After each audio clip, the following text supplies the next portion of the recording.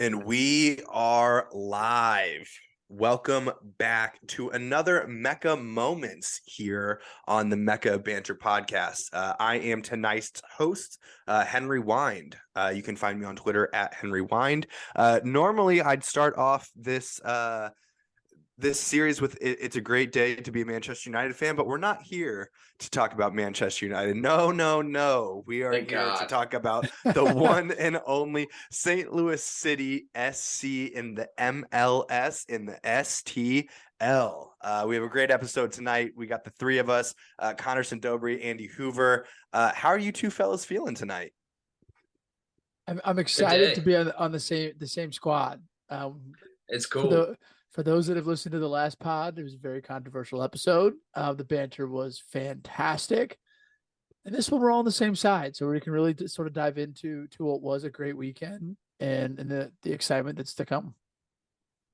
Yeah, man. Yeah, we hit on it a little bit in the pod, but we had so much fun. I had so much fun. Anytime we're doing St. Louis stuff and they've got streets shut down, it's usually makes for a pretty good event. And it just happened to be the sport that we know and love so well. So happy I to be will here. say it took like everything in my body when we recorded last and we started talking about City like a little bit. It took everything for me just not to go like all the way in because I was so excited to Yeah. talk about it. Yeah. It is funny. Okay, so I want to give before we dive into the weekend. It is funny how much our mindset on this team has changed in the last 2 weeks. So if you got a peek behind the curtain to our text thread 2 weeks ago prior to the Austin game, we have Connor Dobry not even knowing how the MLS works, asking questions about rosters, and now after 180 minutes, we're all the way in. We're all the way in. So excited to talk about it. Sold. So as you have heard, St. Louis hosted their very first ever MLS game this past weekend. And typically when St. Louis does get together for sports, they do it well. We've luckily in our lifetime seen quite a few great sports teams come through this city. And I think that this MLS team is going to be the future of it. So starting off with the pre-game block party and pre-game rally. Who give us your thoughts on that Friday night? Tell us a little bit what happened and give us the behind the scenes, man. Young Metro 3 times is what happened.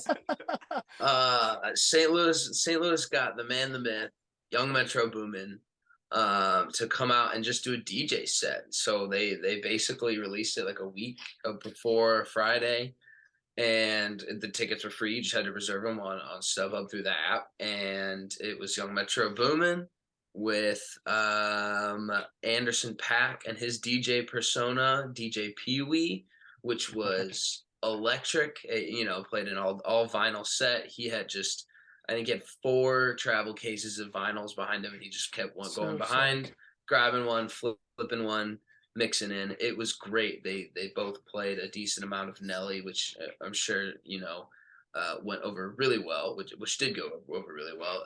It was a really well organized event. It went over way better than I thought. I kept telling everyone that I was, when I said I was going, I was like, I have no idea what to expect. Genuinely no clue. Couldn't tell you at all in the slightest what's going to be there. They had food trucks lined up. Those same food trucks were lined up the next day.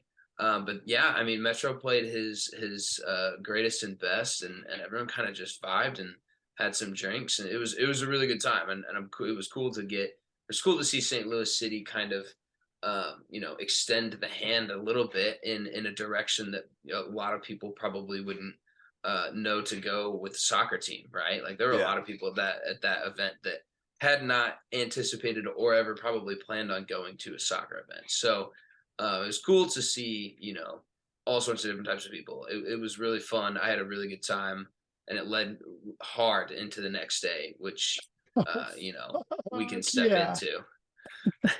Yeah, the next day brought us what they officially called it is the block party. They for those of you that either haven't been down to the stadium or maybe don't even live in St. Louis, where the stadium was built was it's kind of it's downtown, but kind of a little bit of a forgotten area of downtown, like just something that we hadn't seen a lot of newness in that area of downtown in a while. And so I think the very first thing that I noticed when I was driving down there was just like how many like either revamps to businesses have come. Like Maggie O's, one of the big bars down there, has gotten some like great rebuilding over the last 2 years because of the stadium. The whole stadium front is beautiful. There's a huge landing area where the stadium is, but they basically shut down all of the surrounding roads for this pre-game block party. And like Andy said, tons of vendors, tons of drinks, and tons of porta potties for people needing them.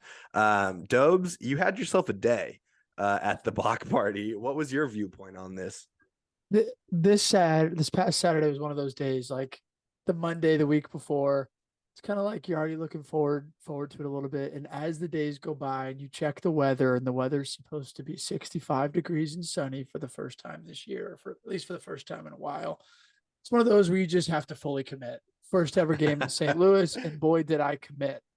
The whole block party setup was first off, I don't know what to expect. I don't know if it's going to be like Blues games where it's a few people down there, everybody's kind of drinking randomly. But the setup they had at Maggie's, to where they closed down the parking lot. The street was closed there for a while, to where it was more just like literally one giant block party where everybody was sort of intermingling. Was like, that was awesome to me. It wasn't like everybody was kind of separated off, to where like all of the different people you got to see, obviously us three being from St. Louis, all the different people we got to see, all there sort of united, drinking, having an absolute blast, music blaring, like perfect weather. Like you almost couldn't have envisioned a better day to have that happen, and a better result in what came in the game. Yeah, I think that's what makes it so fun. I mean, I wish I could see it from like an overhead view of like how big Yeah, that a area cool is, but picture. shutting down those streets. And then if you think like the vendors were lined up against like the length of the stadium, and they shut down that street too. So that's tons and tons and tons of people all able to intermingle wherever they want to. And I think that that's another good point, Dobes, of, sometimes with like Cardinals games or Blues games, people are a little bit more sectioned out, and like you don't really intermingle like that. But with this, everyone was just a melting pot. It was funny, like just to go back to something that, Andy, you said last night, and Dobes, you just said a little bit ago, but like everyone's on the same side here, which like, For once. yeah, Yeah. I saw so many like of our like people that we know that I know are like Liverpool fans or Arsenal fans. Like the first thing that I want to do is talk shit to them, but I'm like, we're kind of boys tonight. Like we're kind of like we're on the same page. So I think that was super fun. Yeah. It's like when it's just not something that we've ever been able to do before. We're like, we've got a soccer team now that we are geographically tied to because home city, home area. And we're not in a neighborhood of England, and we're never gonna be in a neighborhood of England, and we're never gonna get to walk down the street and go to the pub with our friends because we've lived in this neighborhood for forever, and then go banter some away fans in a stadium. That's not something that we've ever been able to do. Yeah. And that was the closest that I've felt that I've ever been to having something to me, like true to me and who I was and where I lived. Like, I'm never going to be Tottenham Hotspur. I've never lived in London. I'm never going to be that guy. And that's not, I don't want to be. The English can keep it. That's cool. But it like, that is what I felt I've missed out on from watching English soccer and watching just the culture of European soccer in general, and even South American and stuff too. It's like I've never had that sort of congregation moment where we're all just, there's one team, there's one result today. That just is what it was going to be. That was maybe the coolest part to me, was just how in sync everyone was about everything. It was so fun. I think, and to kind of piggyback off that, like I've been a Cardinals fan, been to hundreds, if not thousands, of Cardinals games. I've been an absolute diehard Blues fan, been to hundreds of thousands of Blues games. But I'm not a baseball guy. I'm not a hockey guy. Like, and for the first time, like the sport that like obviously all three of us probably care about more than just about anything. And then to have that in your home city where there's actually that like interpersonal connection where it's like uncles from different generations are coming together, old coaches, old friends that like you've united with in soccer, all sort of together at the same thing, is like something that, like, just like Hoove said, it's something you never thought we'd kind of get to experience ever here growing up. It's Yeah. just, yeah, we all support your own different clubs. We support the Cardinals. We support the Blues. We had the Rams for a while. But now it's like we actually have the sport that we all care about in the same city, like at almost, I would say, like the perfect age for us to get a team to where like we're Yeah. all old enough to like own season tickets and kind of do this the right way to where we got it set up. And I couldn't be happier. Yeah, it feels so St. Louis. Yeah. Yeah. And time. it might be like a weird thing to say, but I've lived a lot of places in my life, and I've been a lot of places as an adult, and it's not unique gatherings of people with alcohol and like nice weather. That's like not unique to St. Louis, but for what it was, it just felt like it was ours. Like you said, it was like our block party. It was like our homecoming. Yeah. And that's a great point. Dubs, like seeing a bunch of old coaches and a bunch That's of what I old mean. teammates. Like, It was so funny. It was like, I remember when Paige, my girlfriend, got there like a little bit later than us. I saw her and I was just like, I can't even tell you how many people I've yeah. seen that I've like played against, that I've played with, that I've played for, all here to do this common thing, which is really neat and super special. I did think that it was funny. St. Louis does have to a little bit start talking to each other about like event planning, because I think there was like a Blues game that night. Allen Iverson was in town that night. Like the City game was that night. I was like, we got to figure that out, because I think downtown traffic flow is going to stop for a little bit. But the pregame was super special. Yeah. It was like seeing old coaches, and like it's almost one of those things where it's like you want to like catch up. How's life? How's your job? And like literally the words that come out of your mouth are like, how cool is this? Like literally, I would see coaches, and the first thing is like, did you ever think this would fucking happen? And it's just that Yeah. like, nope, like I never thought we'd be here. It's every single person you saw was the same exact thing. It was like, he didn't catch up. He didn't say anything about life. It's like, how fucking cool is this? This is going on right now. And it was just Yeah. over and over again. So what did it feel like for you guys, like, after the block party, as we like made our way into the stadium itself, like when you crossed through that like threshold where you like scanned your tickets and all that, and then you made it in? What did that feel like for you guys? Dude, I mean, not pretty emotional. Yeah, no, it was pretty I could have emotional. cried, bro. I was like, hell I yeah. could have. And I saw my sister later in the game too, and she said the same thing to my parents that informed me tonight. They're like, yeah, she thought you were gonna cry, like to her. I was like, yeah, maybe. We walked in, and the first thing you did was walk straight to the view of the pitch, and like I was there with my buddy Hornsey, and like I like hugged him. I was like, dude, that we did it. Like this is it. This is about to actually happen. And like, Dobes and I were just like, and Dan were just like, let's just take a lap. Let's just go start walking around. Yeah. Like everyone was just buzzing, absolutely buzzing. Yeah, I mean, I think that view when you walk in and you see the pitch, yeah, I mean, like I have goosebumps right now thinking about it. There's not a bad seat in the house, and certainly there's not a bad vantage point either. It's gorgeous. Yeah, the like walking in there, I think like one of the coolest moments for me the entire game was the fact that like last minute I get to go to the game with my three uncles. All three like grew up playing soccer in St. Louis. All three never thought this would happen.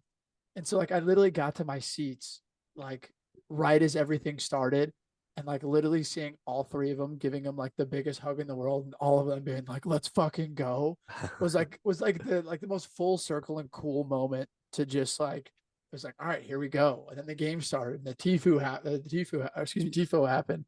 And it was just like one thing after another where like I could not stop smiling the entire night. Yeah, it's exactly how I feel. The tifo thing is pretty cool. So for those of you that don't know what we're talking about, go on the YouTube. It's Dobes' background right now. But tifo is a massive part of the stadium environment in soccer all across the world. Typically, supporter sections will get these massive banners, and a lot of them are like hand painted or like hand woven, that they spread out across the entire supporter section. And every big club in the entire world has tifo as part of their pregame ritual, and St. Louis did it right. In the supporter section, there were two massive ones that was actually created by our supporter section that, right before the game, they rolled it down, and I was actually trapped underneath it. So I was one of the people holding it up and like making making it, go crazy. But from your guys' viewpoint, like how beautiful was it? How gorgeous was it to look at? It was really cool, and they laid out, they did their placards type thing all around the rest of the stadium, and it was just red, and then there were squiggle lines through it for the flag of St. Louis, and then my end said all for city in white on certain seats. So like I have videos on my phone where all you can see are like these like placards, like everyone's holding them up as you're supposed to be. And like my videos, I'm trying to like take a panorama of the stadium and I'm just getting blocked by these signs. That it looked really good. And I'd heard that I think we have TIFO rigging in the stadium, or it's not yet Mm. installed. So I think they saw a little bit of adversity when they realized they weren't going to be able to hoist it actually up in front, and they were just going to have to unroll it down. But that's some roll with the punches, bro. It looked amazing. Like It it worked. looked maybe It was, even yeah, cooler it that was you guys incredible. were punching underneath it. Yeah, it was. Yeah. My seats were like right above you, Hen, all the way to like the right side of the supporter section. Excuse me, the left side if you're looking at it. So I could see the all for city. I could see the little tifo come down, and the view of just everybody holding it up was like the video. It's my background now on my phone because it's such a cool photo. It was one of those where like I wasn't expecting. I don't know about you guys. I wasn't expecting like full stadium. I was Mm. expecting like you see like most MLS teams do, where they just have the tifo rig, have something pull it down. But the fact we did the whole stadium, like I saw us getting posted on like World Soccer Instagram accounts, World Soccer Twitter accounts, with just the picture of the full stadium over the head view with the arch, which is pretty cool to see. You do it right, baby. You do it right.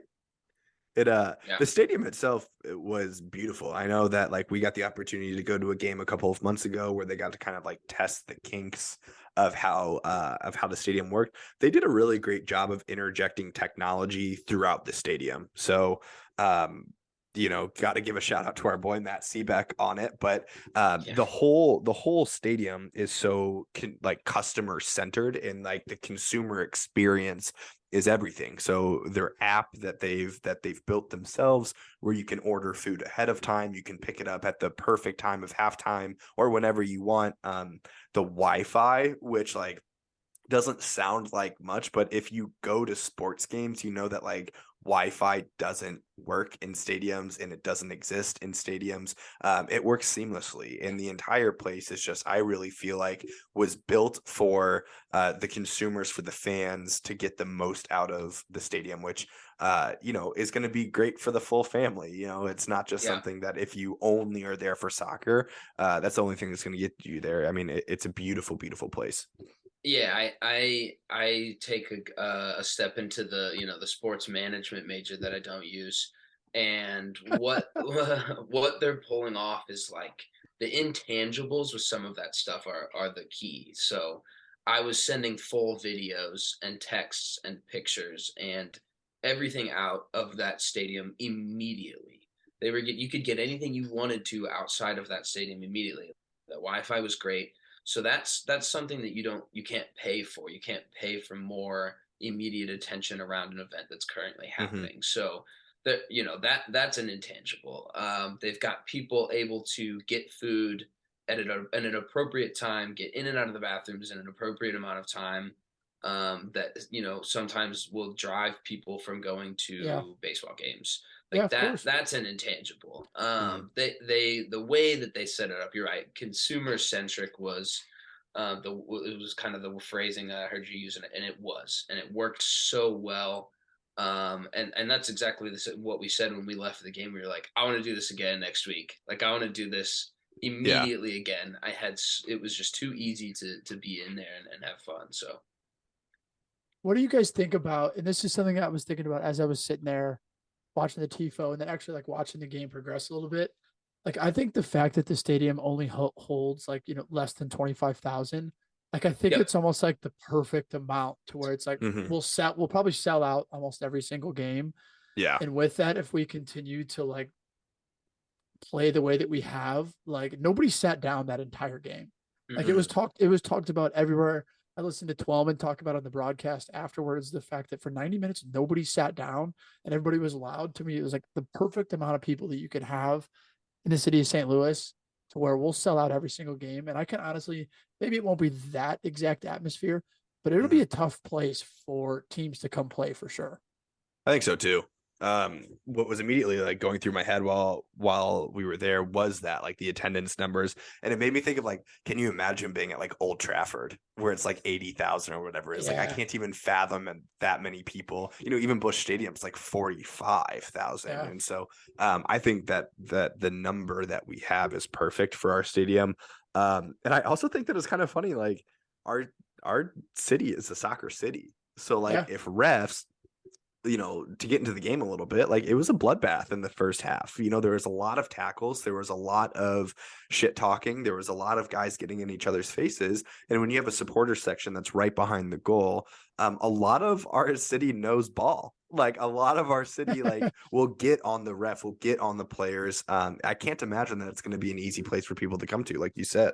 Dude, I will tell you right now, the proximity that I personally am and my friends and I seats to the supporters section may be an actual issue because You you mean guys the know, opposition supporter section? yeah, the Yeah. opposition supporter section. Yeah, so they're up in the 200 section over by me, and you guys know how I am at soccer games in general. I've been to high school soccer games where I think Dobes actually got a yellow on the sideline for something that I said, which was really funny. But yeah, I like to make my voice heard at live sporting events, and man, I was not 5 sections away from the supporter section and from the away fans, and I mean, there were profanities thrown.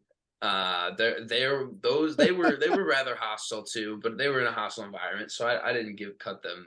There was no slack given, but they were loud and angry, and I credit for that. But like it really was like that was an away atmosphere for them that I don't think a ton of teams are really Yeah. gonna want to hang out in.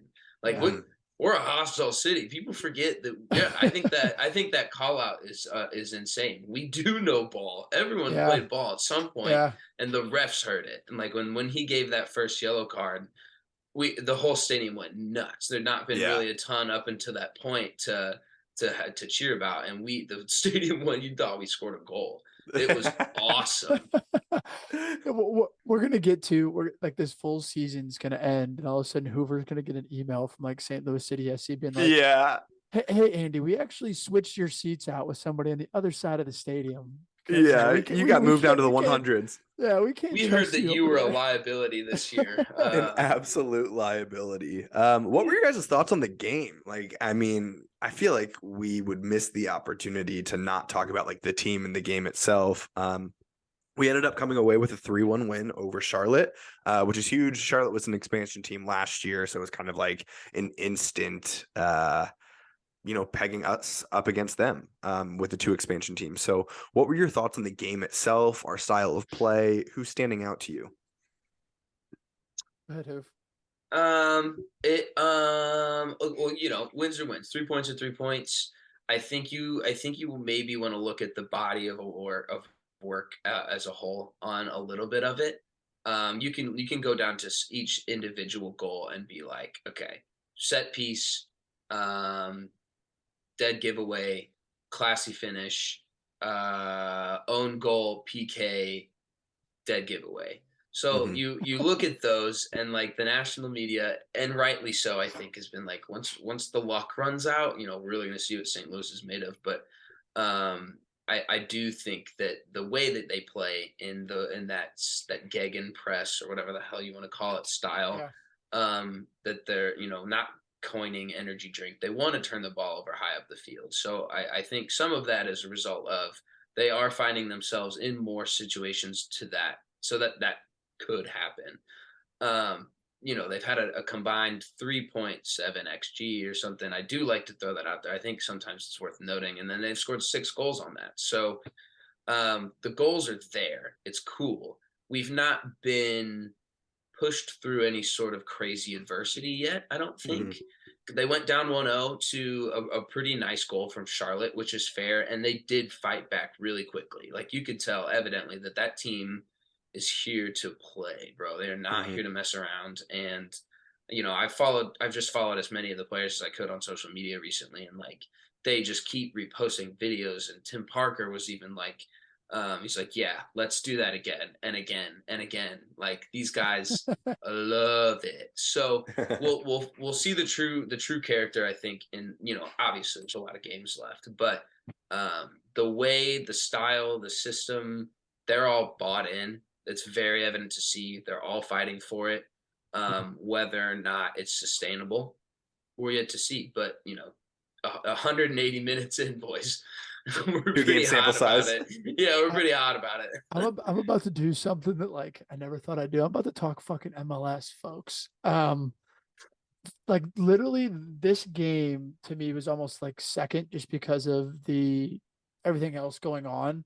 So the game itself was a very, like, let's just be honest, it was an average game between both teams. Capetti had a great finish on sort of a little bit of a counterattack against the run of play. So it was a fantastic header. I mean, we kind of talked about him a bunch just after the game and even watching that game. Like he's a guy that you just absolutely do not want to play against. Like you could tell that he got up for that game by riling up the crowd, being that pest, having that little bit of Bruno Fernandez in him where he was going to stay down a little bit. And that finish showed. But I think what's interesting about the City side is from the first game, we played that with just one guy up top and Klaus. In this game, we slid in Giacchini to play like a 4-4-2. That was Indiana couldn't start because he had that concussion go on the last game, to where it almost looked exactly how you'd expect. Like the first 25, 30 minutes, you can almost tell that we were just trying to figure it out. Like just get through the game, get through the atmosphere, get through the environment, and just like settle down a little bit. Toward like Hoove, you're right. Like let's just call a spade a spade. The goals, own goals, extremely lucky. I do think it's one of those things where you do make your luck, and we were pressing them to where defender had to get stuck in a difficult situation. The ball in our own net, like that happens. Good teams make that happen. Giles getting to the ball if he doesn't go up for that. Yeah, like that's landing at his feet. Yeah. You know what I mean?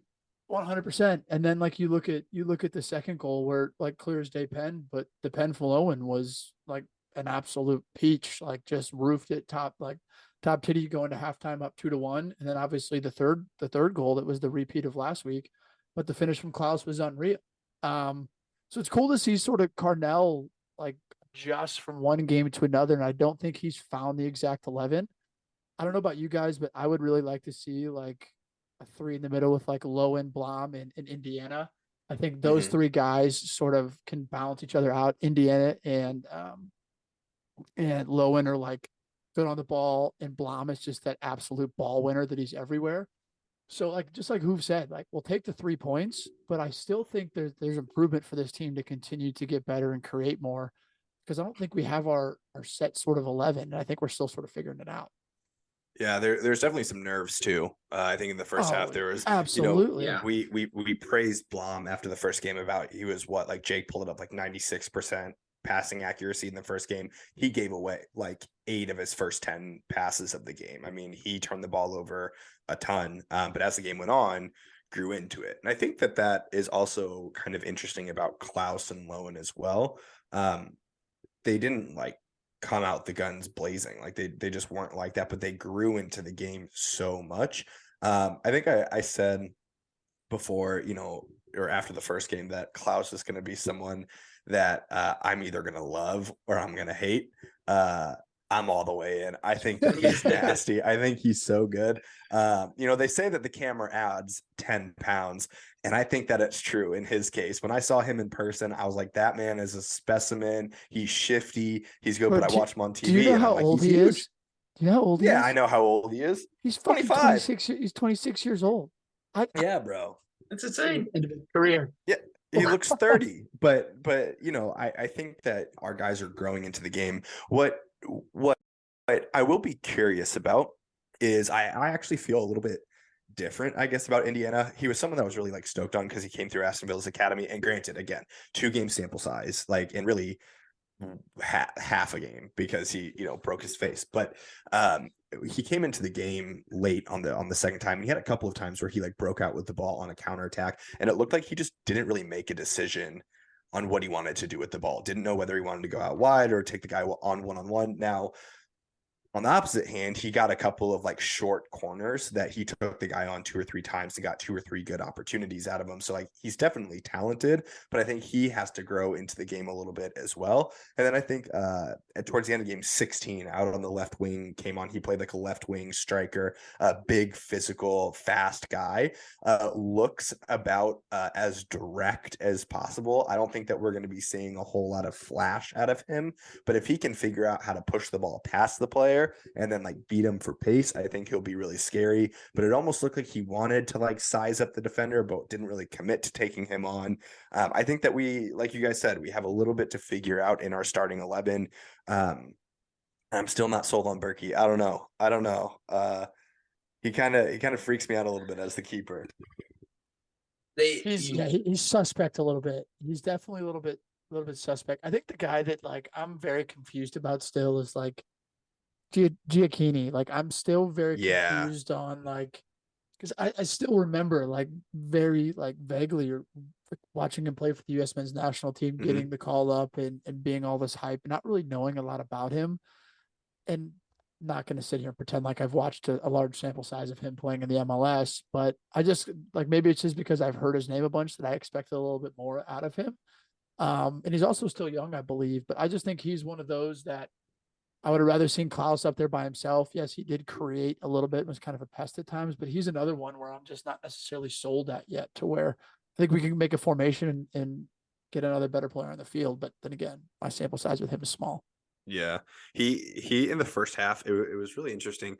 I felt like he specifically was working in like opposition of the team, and what I mean by that is in the first 30 minutes of the game, I think he was our standout player. I think the rest of the team just like wasn't super up for it yet, but he made some great runs, was great on the ball, and then after 30 minutes, when the rest of the team grew into the game, he just didn't. He like fell off, and he like automatically turned into our weak link. So I don't know. It was really weird. I noticed that too, like during the game that he just kind of was opposite. he's also 22 years old. Like Yeah. he's very, very, very young. I think when that's we a when we positive pulled where him you on have that, someone like that. yeah, when we pulled him from that, it was like the expansion draft. Yeah, I think Yeah, from because Orlando City. I think we were watching it, and when we pulled him, and we were all kind of gassed. We'd heard about him. You know, there was a little bit of a buzz. I checked into everything I could possibly find on the kid on YouTube, compilations of anything, and watching him when he's on the U17s at Lille or something like that. And you know, there's moments where you see it and it's like, wow, that there's some real talent there.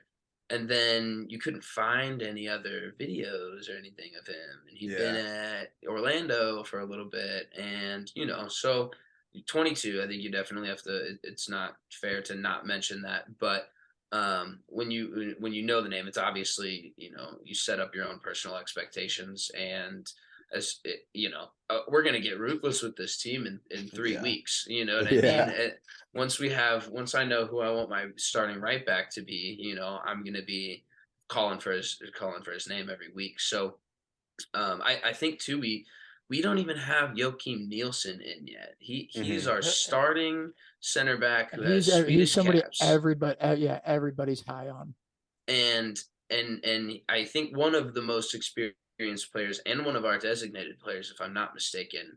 And our defenses look really solid, like really, really, really organized. Hebert's done great for what I think's been required of him. He's one of those guys we talked, I think, briefly that I watched him at Missouri State. We were in business classes together. He's my age, and he played, I think, 4 years at Missouri State. Got called up to the City 2 team. I thought that was great. He was one of the best players at Missouri State for sure as well. But I was with Dobes. I was just like, look, man, I don't necessarily see where the skill transitions here. He went from collegiate level to basically a B/C division level of some semi-pro, and then he gets signed immediately out of that group to basically come in and play 100% with the club. So I think that's insane. I think, credit to him. That's an unbelievable meteoric rise. Good for him. That's great.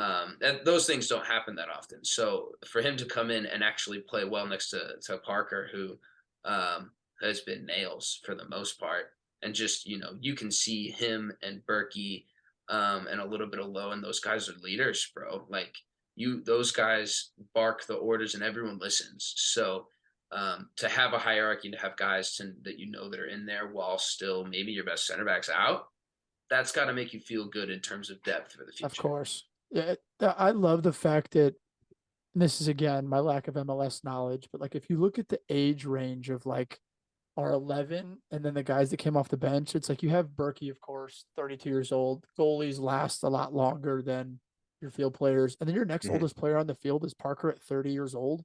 And the rest of that squad is like 26, 25. Indiana coming in the game is 22 years old.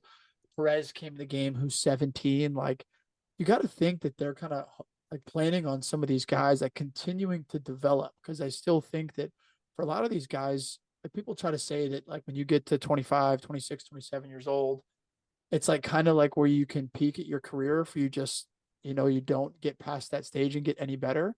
Because oftentimes a lot of these kids are often the best player at their clubs. They get to their early 20s, they make it to the MLS, or they make it playing somewhere else. But the players that kind of develop from here are the ones that can go on to and stay good players. And I think that's kind of interesting to see how Lutz is building this team, not just for now, but also for like years to come with your Indianas and these other players that can develop into being mainstays in the team. I think we're gonna have to get used to being a selling club. Like we're gonna have to get used to being like a DC, like some of those teams or Dallas, and they kind of just pump out guys. I could very much so see that happening. These guys could be 26, 27, 28, and if a Villa needs a ready to go center back, or a team, somewhere in Sweden like that, well, they'll get picked. They'll get picked. Yeah, for like sure. we're not a super high destination club, and not many teams in MLS are. But I think you're right. You can't sell the whole squad. The rest of the squad's still 22. But we're gonna. I think in the years to come is obviously way down the road, but years to come, we're gonna see a lot of guys leave here for transfers. I think that's like my lack of MLS knowledge, because I'm so used to thinking about like United, to where it's like you bring your guys to the youth team, you want them to develop and be able to stay at your club for the majority of their career, like a Kane, like a Rashford. So I just don't understand MLS model enough, like to know if that's how it works, or if it's like, because it seems to me like it's like from like the Prem perspective, it's like you're at the highest. And so players that are still coming up in the MLS, you're 16, 17, 18s, maybe they make some appearances like your Tyler Adams, and you make a move to go over to Europe. So I think that's almost sort of not just like a city model, but maybe like an MLS model right now. Probably what they're trying to get away from, but it's probably just based off of where the best football in the world is. It's kind of what the MLS is right now. It's got to start somewhere before it comes back. Yeah, I think absolutely. for at this point, you want to sell these guys. Be like, we want to be the club in the Western Hemisphere that European teams are coming to be like, hey, I know you guys have some talent. Like, here's $8 million for a youngster who we think's great. And we're like, okay, so that money just has to double back around, and then that comes back to it. Almiron at Newcastle was from Atlanta United. Caden Clark, who's now over at RB Leipzig. Tyler Adams. We have just like a great, like you said, we have a great amount of people who could be that in the future going elsewhere. I want to ask you guys like a hard question, because I know that we've had a 2-game sample size, but what are your guys' hopes for this season? Like, what do you see as a success? As a fan, what do you want to see? Like, what's your hopes for this season? I think it more revolves around like this year. Like for me, it's like I want us to win and I want us to be successful, but it's hard to have like expectations really without like having such a large sample size of the team yet, and what the MLS as a whole. But for me, I think it revolves around sort of how we see the team develop, how the guys continue to play together, if we continue to have a mentality. Because like Lutz's whole goal has never been to build a team to like win this year. Obviously, yes, we want to, but he wants to build a club. He's always sort of talked about that. Yeah. So this is sort of that starting point of, for building a club, do you build that culture? Does that culture build? Does that culture form throughout the season? And I think that for me, if we could continue to win games and be competitive against the good teams and make sort of see how we get halfway through the season. But I think if you sort of see that like style of play a little bit with that attitude and a culture from the players, I think you consider that a win of a season, at least in my opinion. Now, if we're continuing to play this way and we're halfway through the season, obviously my expectations will just continue to rise. We win But the whole that's thing. yeah, exactly. But that's just like the way I'm approaching it because I'm still learning. I think I kind of a piggyback a little, and I think my expectations up until this point were to get to this point. Like, how did exactly? That's perfect. how did we That's look? a perfect assessment. How did we look in the first 45 minutes? Decent, fine. Gave up a couple goals, scored a goal. How did we look in the second 45 minutes? Like, it's just been so hard to look forward because you're so entrapped and enthralled by what's happening, and then they're still doing it. I think had you asked me prior to the season what my expectation was, it would to be like not last and to not look like shit. Like Yeah. I just Exactly. I want to show up day to day Exactly. and play every game tough and look like a solid unit of players that know what they're doing and have a system. I think that was my goal for the season. I think oh, lofty, not even lofty. I think realistic now. I think playoffs. They expanded the playoffs, so there's two more teams per conference that get in. There's only like 5 teams or so that don't. I think playoffs is a must. Like Mm. I have absolutely nothing to say that playoffs is a must because this is the first year that we've ever played as a club. But I think if you watch 2 games and you see what we've seen and you've seen the city and how diehard everyone is about it, I think a playoff game in St. Louis would be insane. Yeah. Um, Yeah. and I don't see why that's not their goal either. Their goal, I'm sure, number one was to not look like shit. Mhm. They've kind of, to me, solidified that we can not look like shit. I think they've got that down. You're right, Dobes. They just have to develop and progress, Yeah. and that's going to determine. Check back within me. Halfway through the year, but I think playoffs is super realistic for this team, frankly. This is one of those things where you're almost first season and you're sort of like it goes with that like setting the culture, but like if playoffs are like the worst case scenario every single year, like that's something that you can begin this year. Like, of course, there's going to be downfalls, and you'll hear the coaching staff, and you may hear players be like, "We're still a young team, and we're still developing." Yeah. But like, if within the locker room, it's like, "Hey, playoffs are bust," like, or sort of the attitude. Like, I think that is something that like you see sports cultures and like things like the Patriots and Ours, the or Cardinals. exactly the Mhm. Cardinals or Yeah. organizations form like that. And I think that's like maybe it's an American sports like sort of thinking, but that's also the way that this league is run. And so I think if you sort of set those expectations of playoffs are the expectation every single year, like I think that that's what follows. I'd rather be disappointed in us go for the playoffs than us be rebuilding and all, you know what I mean? All this different stuff. Yeah. So I think if we can set that expectation this year, like I think that's a huge and key factor moving forward. Yeah, I have like 3 hopes for the season, and you guys touched on 2 of them. So my first one is playoffs. I think that, like you said, if you establish a winning culture from the get-go, and no matter who comes in, like no matter if it's a young kid coming in the academy or if it's someone who's transferring in, you know that you're coming into a winning culture, and I think that that is super important. So making it to the playoffs is number one. Number two, I think is having that identity. I think it's an identifiable identity from the fans, from the players, even from the other team, knowing how we're going to play. How many times have we talked about like Arsenal? We know Arsenal's going to have the ball. We know that they're going to like press back immediately when they lose it. We know that Zinchenko's going to go wherever. Like I want to know what I'm looking at by the end of the season. That's what I want out of them. And then finally, the last thing in my hope for the season is we've talked really highly about Lutz up to this point. His job's not over yet. Like he still has like I mean, I guess it's American sports, so a transfer deadline, we'll call it that, or like a trade deadline. That still happens in the MLS too. I want to see what moves he makes and Coach Carnell make throughout the season to strengthen our squad, just as we are figuring out if the right back is dog shit or not, Yeah. or if he's great. I want them to be doing the same, and I want us to make a move, before the deadline's up to really strengthen our squad. So I think those three things happen. Yeah. I'm over the moon this first time. Reactionary moves, I think, is Yeah. huge, because what do we talk about when we're on the normal pod talking about our English teams? Like, why don't we have a new center back? Like, why don't you're right. That's a great point. I like that. Every I think- team goes into the season thinking that they're going to be great, but if you can't adjust halfway through, you're not that great.